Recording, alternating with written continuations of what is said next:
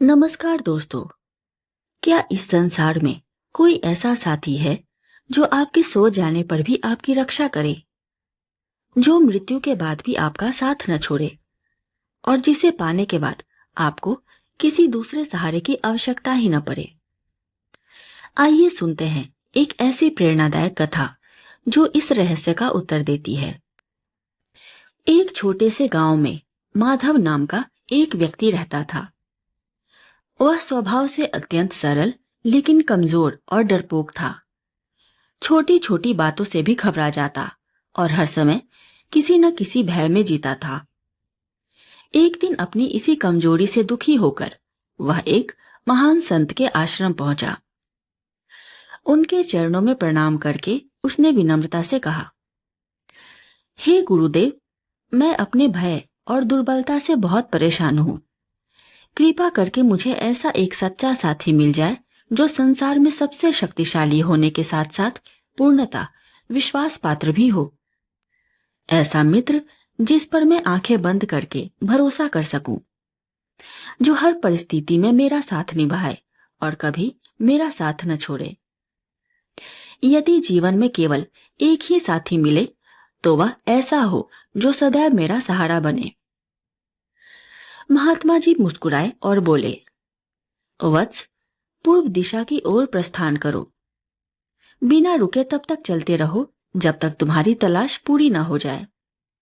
निश्चिंत रहो, तुम्हें ऐसा साथी अवश्य मिलेगा जो सबसे शक्तिशाली भी होगा और जीवन भर तुम्हारा साथ भी निभाएगा।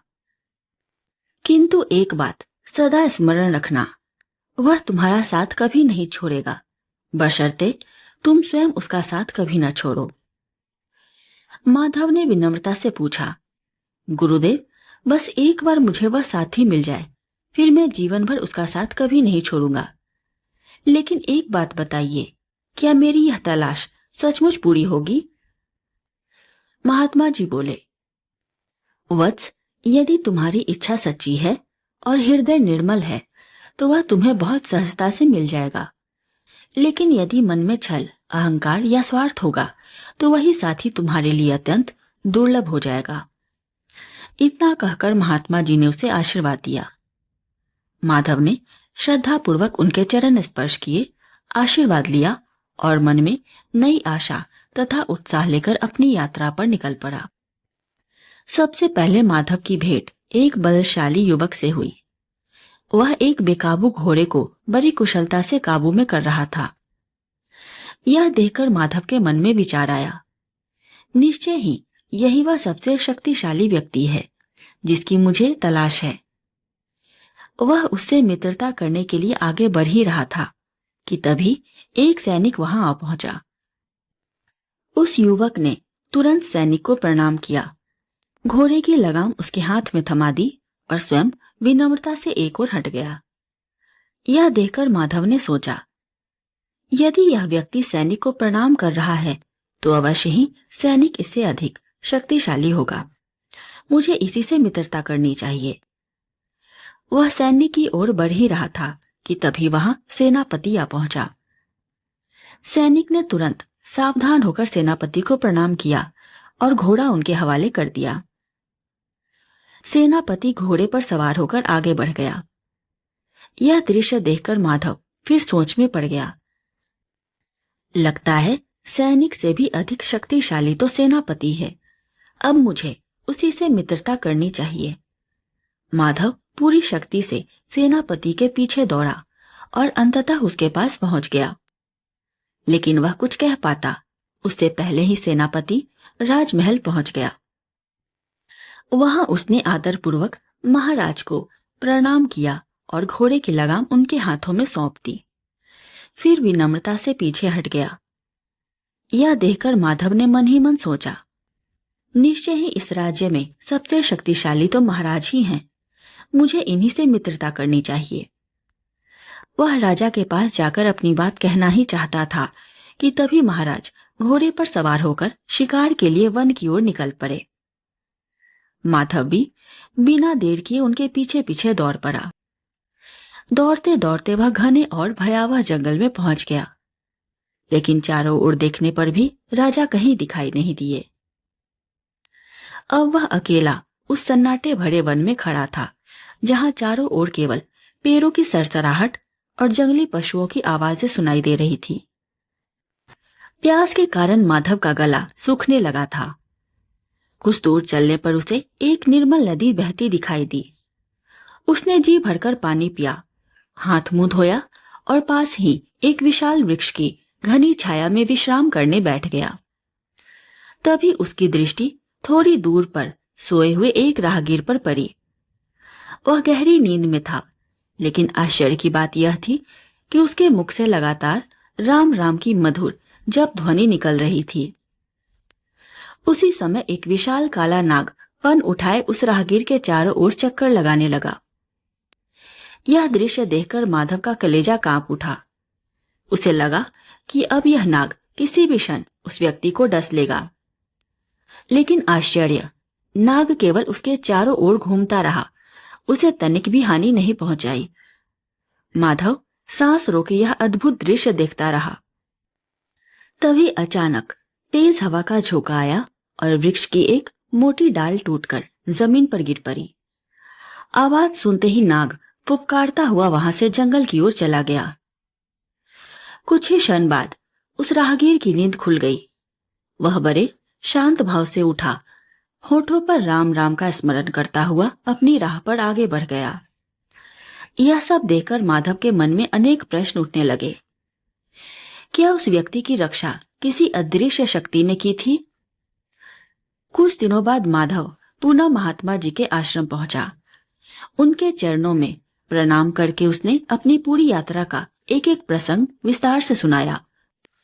अंत में उसने विनम्रता से पूछा, हे गुरुदेव, मेरी एक जिज्ञासा अब भी शांत नहीं हुई है।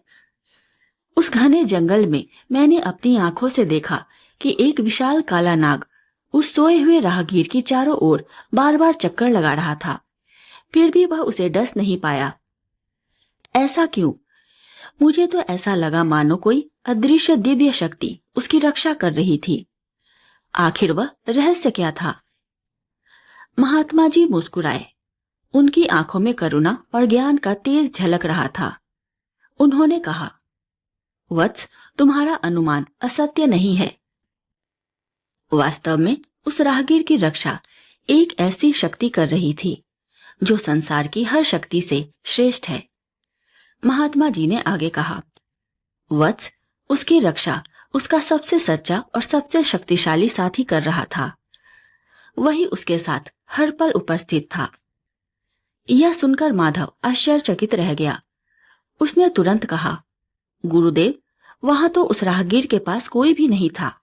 मैं स्वयं बहुत देर तक उसे देखता रहा। वहां केवल वह राहगीर, एक काला नाग और मैं ही था। फिर उसका साथी कहाँ था? हाँ, संयोगवश तेज हवा चली, वृक्ष की एक डाल टूटकर नाग के पास गिर पड़ी और वह वहां से चला गया। महात्मा जी बोले, नहीं वत्स, उसकी रक्षा उसका सबसे महान, सबसे शक्तिशाली और सबसे सच्चा साथी कर रहा था। वह दिखाई नहीं देता, फिर भी हर क्षण अपने साथी की रक्षा करता है। उस साथी का नाम है धर्म। वत्स, इस संसार में धर्म से बढ़कर न कोई मित्र है, न कोई रक्षक और न ही कोई सहारा। वही ऐसा साथी है जो तुम्हारी नींद में भी तुम्हारी रक्षा करता है और मृत्यु के बाद भी तुम्हारा साथ नहीं छोड़ता।